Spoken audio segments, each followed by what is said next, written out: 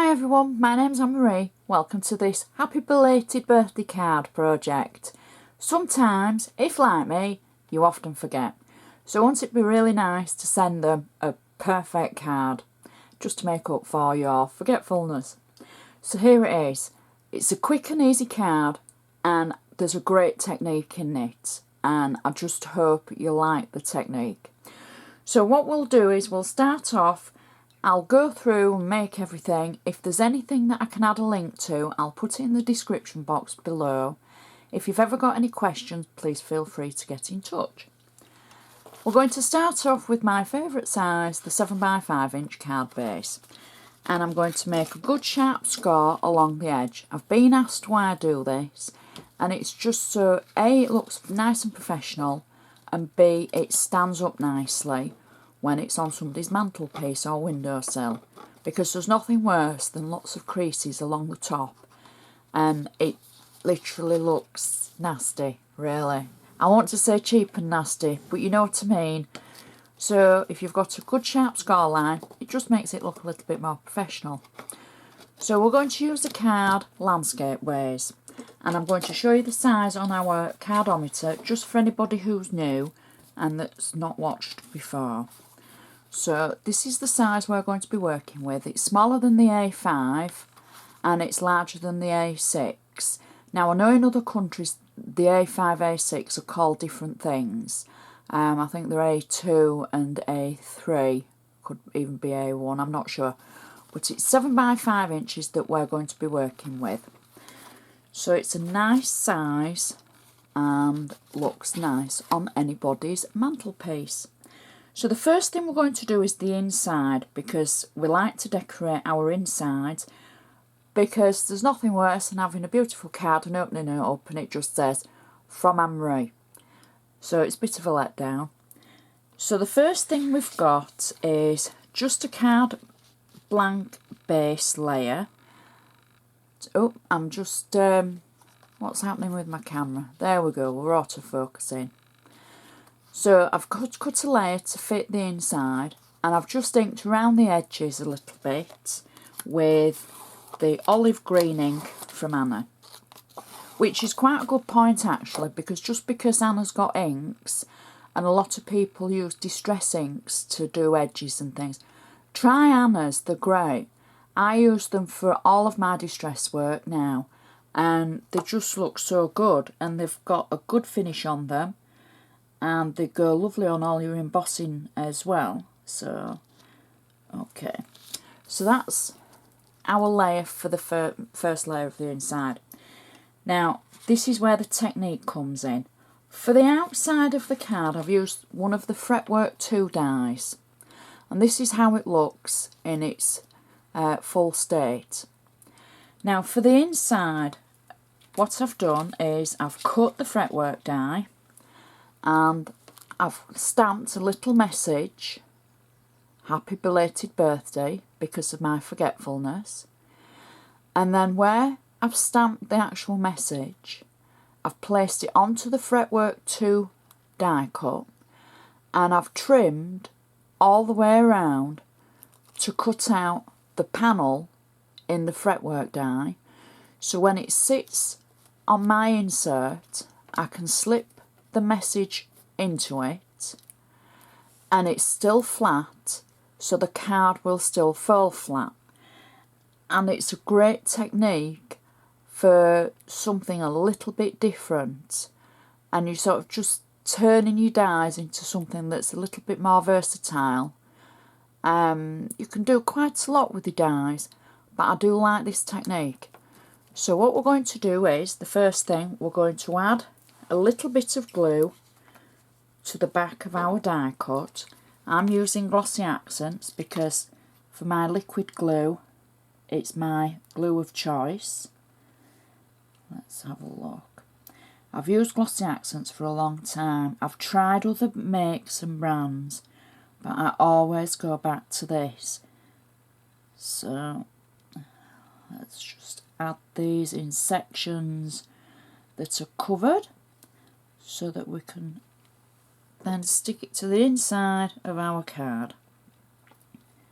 So we'll pop that roughly in the middle, like so.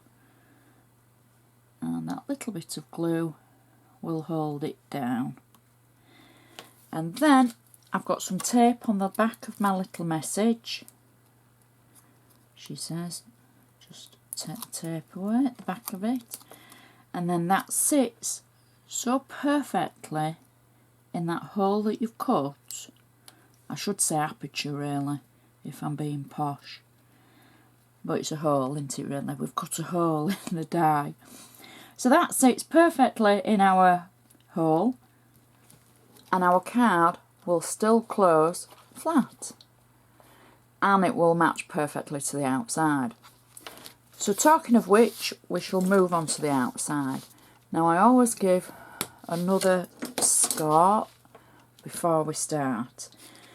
So the first thing that I've got for the outside is some of Anna's glitter card. Now I'm being economical with this, and I've been frugal with the inside, and I say this every time because a lot of people call it gutting and I don't like that word. So we say we're being economical, or we're being frugal, or we're saving it. So I've taken my die where I've cut it out for the actual rectangle, and I've cut another rectangle to save the middle, because I don't need all that. I'm going to layer over the top of it and it would be lost. And I love Anna's glitter paper and I don't waste it. So it's like most things in life, you pay for it and you don't waste it. So it's just a good tip to be able to save it for another project maybe, or something else down the line.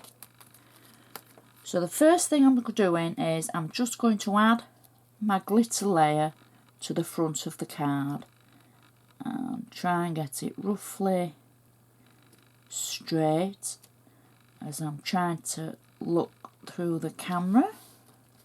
So it doesn't look too bad to me. Maybe a bit skewy for one side. Not to worry. So the next thing I've got is I've got a paper from the Rose collection. And it's the green with the gold. And this is going to sit flat on top of my glitter layer, because once this goes down you won't know that there's a great big hole in it. Now I know a few people have asked me about what glue do I use to attach things on the glitter card, because they've had trouble. Well, I use either double-sided tape or my trusty glossy accents, and I haven't had any trouble. I've not had trouble with it either shedding, because it doesn't shed, nothing comes off as you touch it, and I've not had trouble with anything falling off. So that is going to be my next layer, like that. And you can see why now we were economical with the glitter card, because we're only seeing a touch of it around the edge, and it would have been such a waste to use it all. So next I've got the fretwork die that we've used, the same for the inside of our card, like that. Now this is going to stay whole, and what I'm doing is I'm just going to add a little bit of glue to the back of it, and it's going to go in all the places that are a little bit wider. For anybody who's new, when you've got something that's an intricate die, you tend to add your glue in the places that are thicker on the back, so that when you add it to your project you basically can't see the glue. So I know we've done glue techniques before about tapping it onto wax paper. I should maybe be doing that with it today, but I wanted to show you and use the time to show you the inside technique really. So we're just going to literally place that to one side of our card. Now that's got you all thinking, because you know I like my symmetrical, and this isn't going to be symmetrical, something a little bit different. So I'm just holding that down for a second or two, just for it to grab for the glue. Next, what I've done is I've used some of the favourite flowers from Kit 2 and the Morning Glories. I love Morning Glories, and I've taken 3 of them. Now, for anybody that doesn't realise, these are stickers, and you simply peel the back of them away. You can use them with 3D foam if you want, but you can use them as stickers as well, and that's what we're going to do today. And we're simply positioning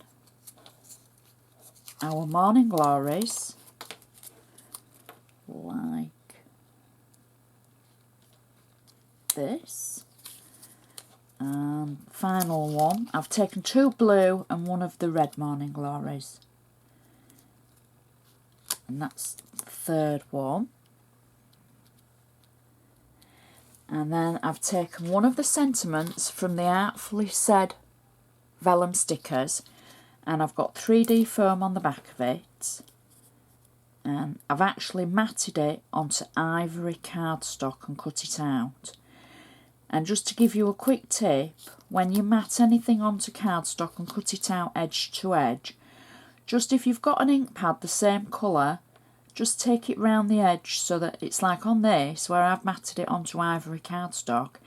I've used the olive green ink pad and just tap the edge so that you can't see the olive edge from where I've cut it out. So say it was on black, if you were matting it a black chalkboard sticker onto Ivory, just tap the edge with your black ink pad and it'll make it merge into one. You don't have to if you're maybe making a layer of it, but just so that it just blends in. So I'm going to add my sentiment across the centre of my fretwork die, tucking it under one flower and over the top of another, like that. And then I'm going to finish it off with a higgledy-piggledy bow. And when I say that, it's only because it's a bow with a tail at one side and a tail at the other. So it's like, it's still a neat bow, but it's not the perfect bow with the fishtails. It's a higgledy-piggledy one. I like that. I like it when they're the other way. So we'll just peel off the back of our glue dot, and I'm going to place that just at the side of our embellishment there, of our sentiment. And that finishes off our card perfectly. That's your inside, that's your outside, still stands up perfectly. I think that is so pretty, really is.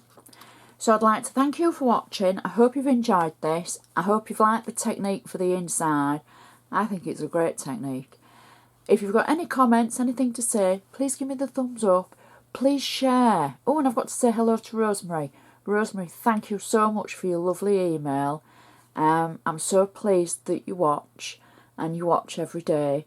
And thank you. Thank you from the bottom of my heart. It makes me know that I'm doing something right. So if anybody else has anything to say, please feel free. And thanks for watching. I'll see you next time.